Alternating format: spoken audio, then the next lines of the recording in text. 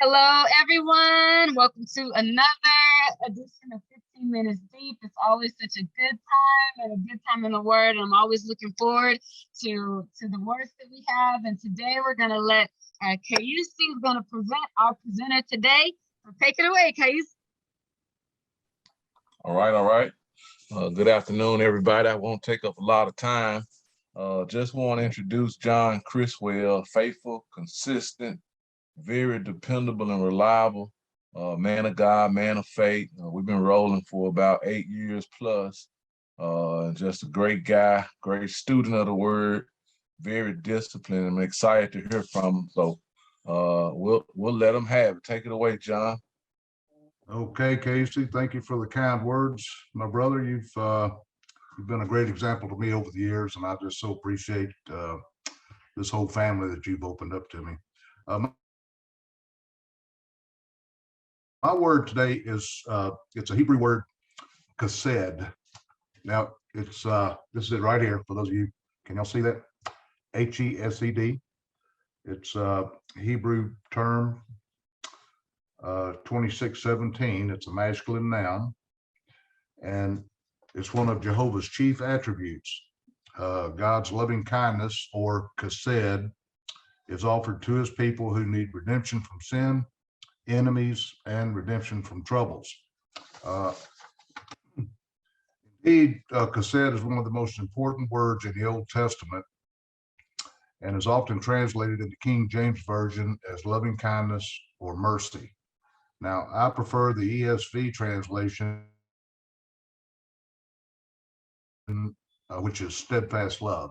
And that's what really jumped out at me when I was comparing different Bible translations in my quiet time. And boy, that steadfast love just really jumped out to me. And the classic text for understanding this word is Psalms 136, where it is used 26 times to proclaim that God's steadfast love endures forever. Our Father is the covenant-keeping God who maintains chesed to those who love him. And that is confirmed if you look in Deuteronomy 7:19, SV.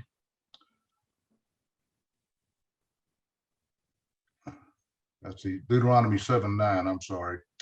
Know therefore that the Lord your God is God, the faithful God who keeps covenant and steadfast love, chesed, with those who love him and keep his commandments to 1,000 generations. People, we're to imitate God, displaying chesed, kindness and faithfulness and trust towards each other. 1 Samuel 20:15 is a good example of chesed among people. It is the story of Jonathan and David. And just quickly, let's see. 1 Samuel 20:15.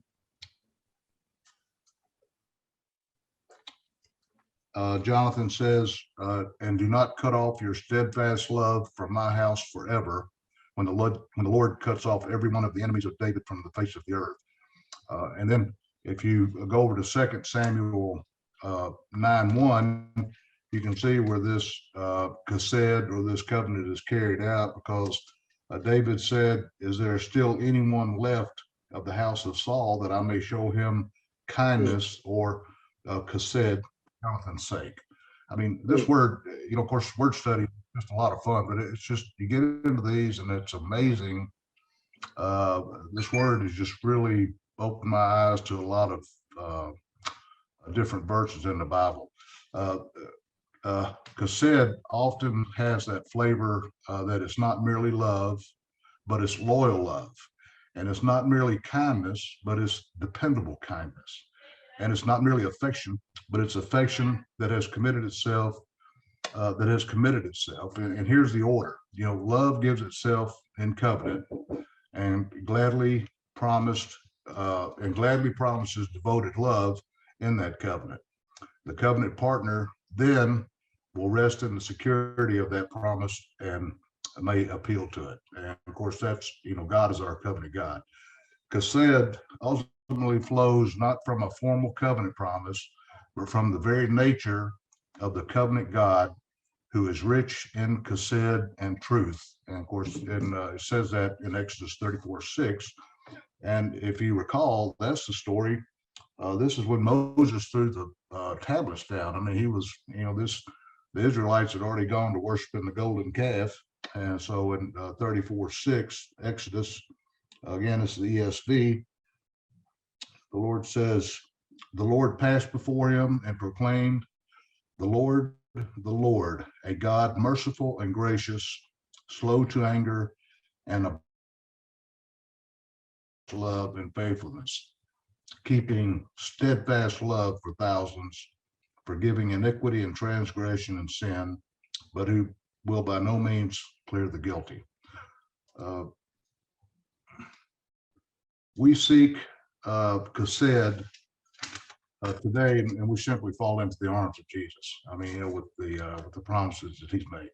Now, there's another Hebrew term that I wanted to throw out there to you. It's called rakam, and it's Hebrew 73:49, and it's translated mercy or compassion.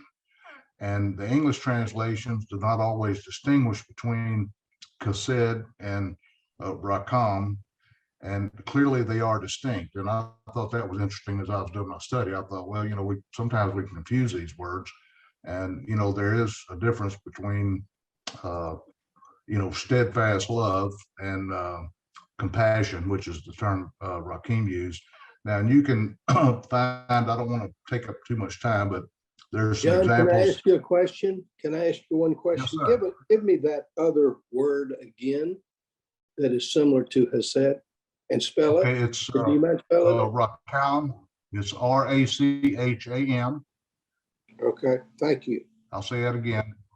Racham, and it's H7349 if you want to look that up. Thank you. And it's translated mercy or compassion.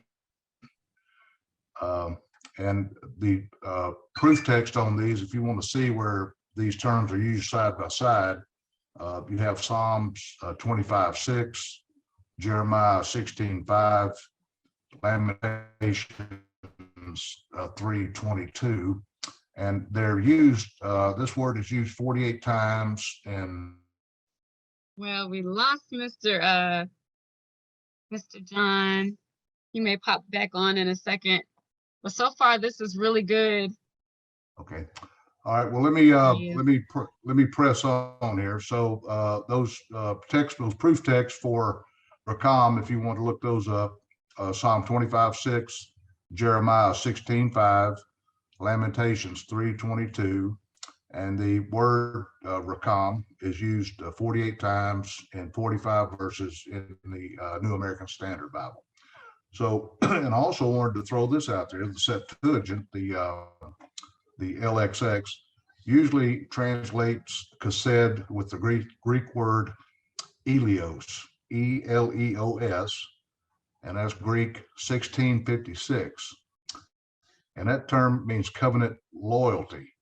And that term is used, which, by the way, it's one of the most difficult terms to translate because it expresses a unique form of mercy, which is in keeping with God's attributes. And I do want to quickly read 2 Timothy 1. It's a verse that we're all very familiar with. Let's see, 2 Timothy 1. 2 Timothy 1, 15 through 18.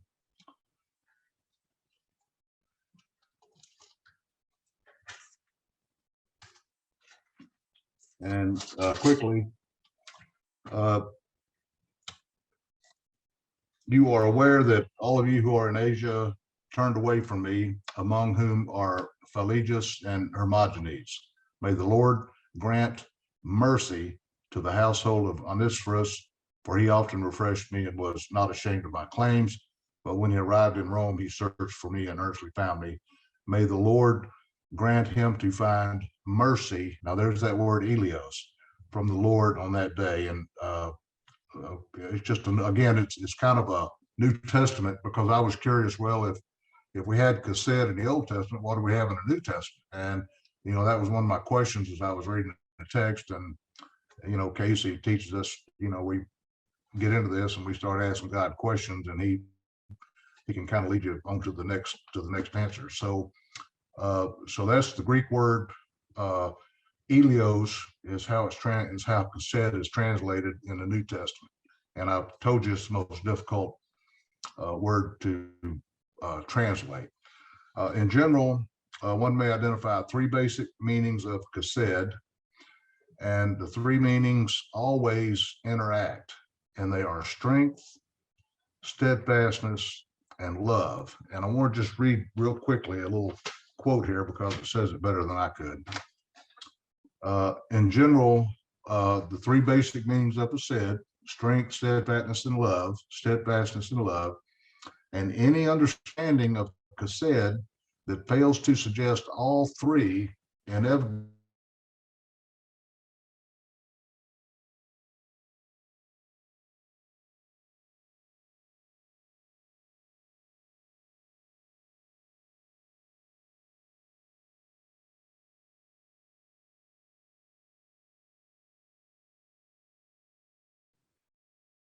Hey, we lost him again. He may come back.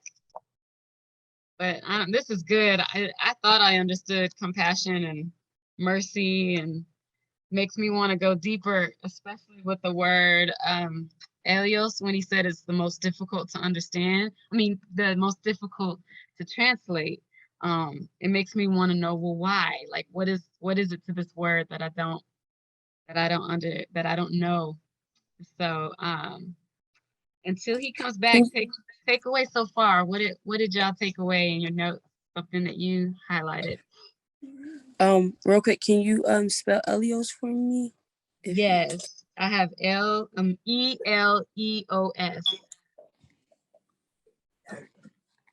Okay. I think Mr. John is back. Yes, Dr. Fred. Was there a text that went with that word? Did he give a reference, text reference? I think he did. Mr. Criswell, are you back on? I see his name. It was 2 Timothy, and I want to make sure I took it down right. I believe it's 15:18. Does anybody else have that, or did someone else take down something else for 2 Timothy? You got that, Brother Credit? Okay, 2 Timothy 15:18 is where that word is used. Would it be 2 Timothy 15 and 18? That's what I have. Is there a 15? You have something, Judge? What did you have? I was just saying that my note is 2 Timothy chapter 1, verses 15 through 18. Okay. It's where it says mercy.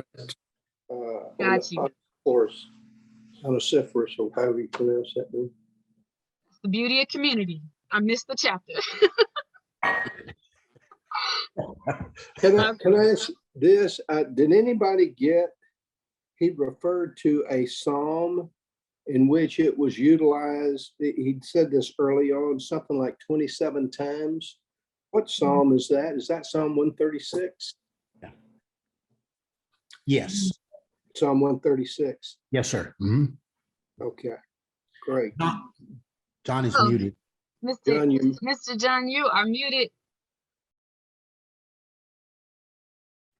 Okay, yeah. Some people prefer me to be muted, but we'll wrap this thing up. I'm on the home stretch here, just a few furlongs left. Again, we're back to the three meanings of chesed: strength, steadfastness, and love. And all three of these need to be considered when you're using this term, because love by itself is sentimentalized. Strength or steadfastness just suggests strength or legal or obligation, similar obligation. But chesed refers primarily to mutual and reciprocal rights and obligations between the parties of a relationship, especially Jehovah and Israel. But chesed is not only a matter of obligation, but is also generosity. It's not only a matter of loyalty, but also of mercy. Chesed implies personal involvement and commitment in relationship beyond the rule of law. And I'm going to pretty much I want to give you a couple of Old Testament uses of chesed. It is used 246 times in 239 verses in the New American Standard. So, you know, I mean, I was blown away. I mean, I never knew what chesed was. I happened to see that term in an obituary one time, and that's what got my interest up in it. But so one of the verses that you can look at is Joshua 2:12, which gives you the whole covenant kind of feeling, because that's where Rahab was talking to the spies, and she was a believer. We'll probably see Rahab in heaven, but she told him to keep she made a covenant with those spies. So in closing, God's covenant loyalty, chesed, is a two-edged sword. It's a full-orbed term expressing perhaps the most profound idea of Hebrew religion. As one of the most important words for love in the Old Testament, chesed is extraordinarily difficult to translate into English, and our language has no obvious equivalent. So that's my word, and God bless you all for being here. Thank you so much, Mr. John. That was so good. I was when you dropped off, I was telling everybody, I think I understood compassion, mercy, these words, that I grew up around, but it makes me wonder, like, man, if we don't have an English equivalent, I want to study more and find out what I don't know about it or what I think I know about it. So I would love to hear from anyone that what did you walk away with? What stood out to you? What do you highlight in your notes?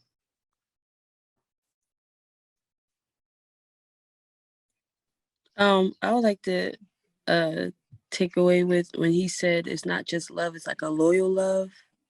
Mm-hmm. And so like that puts it in perspective for when I want to like get in my feelings with things, right? And so like the action of being loyal, it supersedes like the feeling, and then so I can still implement the chesed, or try to do try to, I guess, I don't know, you say make chesed, or try to I guess practice it by my actions. So thank you. Oh, thank you so much. I'm telling you, it just opens up studying with Casey, and of course, the North Louisiana group, you begin to dig into these and ask the 6 questions and stuff, and it opens a whole new world to you as far as your study time. So I'm happy I got to share with you guys this morning. Yes, Real sir. quick, Hey, John, I just want to let you know, man, great job. Excellent, man. Appreciate you. We can tell you put in a lot of work on this. And my takeaway is just kind of looking at it where you started off and said it was one of Jehovah's chief attribute. And so it's Jehovah's attribute. We want to make it ours. Great job. Thanks. Thanks, Casey. John, this was just hot. I mean, I love as the young lady said, loyal love. And you mentioned David and Jonathan. And I remember my dad would say, I'll go through fire for my children. And then when Keusi just mentioned Jehovah's chief attributes, this fires me up, man. And this was really good stuff. Thank you very much. Oh, man. Thank you, Dr. Fred. Appreciate you being here. Anyone else before we get out of here? Hey, John, this is Mr. Credit, man. Let me see. Can I get on? Hey, Will. Yeah. Hey, man. Hey, roommate, what's up?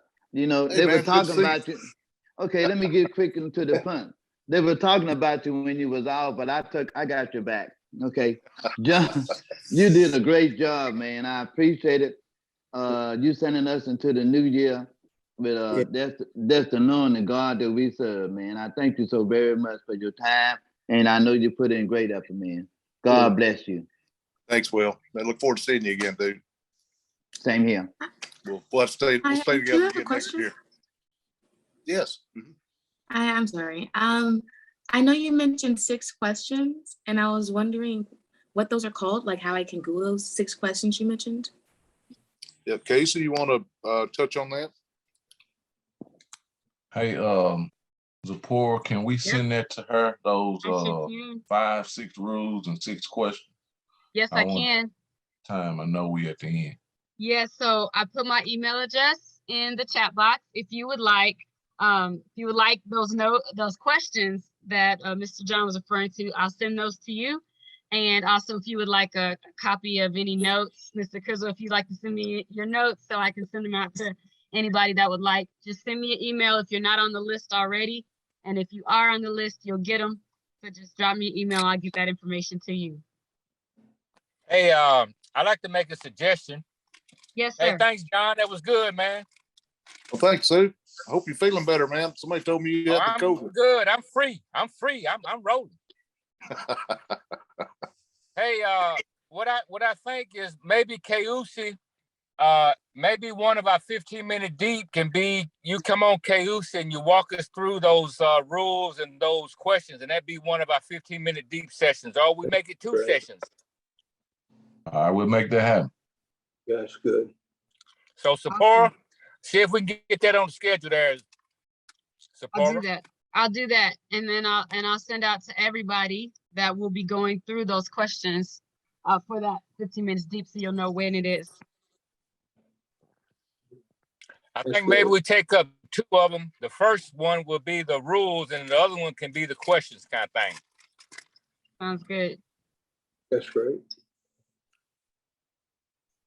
That's good. What think about that, Judge? That sounds great to me, man. That sounds great. You had the COVID? Seriously? You muted, Soup.